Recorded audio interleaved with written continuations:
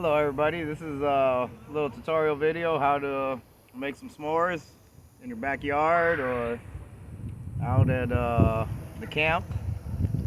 You want to get a good fire going and then wait for it to burn down, so you got some small fires and a lot of charcoal on the bottom, a lot of heat. Get your nice little stick, put your marshmallow on the end, and you just hold it over the fire, not too close. Plenty of heat, plenty of fire, so you just roll it around. You don't want to leave it in one spot too long. Because it can catch on fire. Yes, it will catch on fire, and then that marshmallow will be no good and be very messy. You can still eat it, but you're going to get your entire hand dirty. So what you want to look for is it to brown a little bit, all the way around. Get a little bit golden.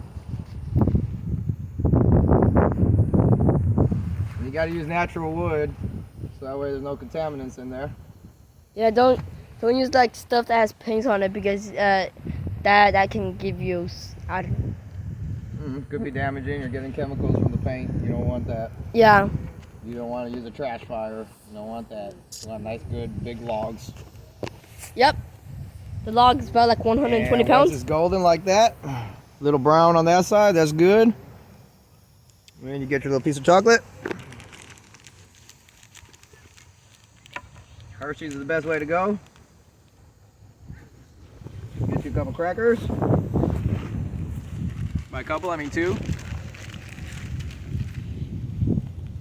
Put your chocolate. Put the Hershey on top. Put the Hershey's. And then squish it on. Squeeze your marshmallow on there with your other cracker.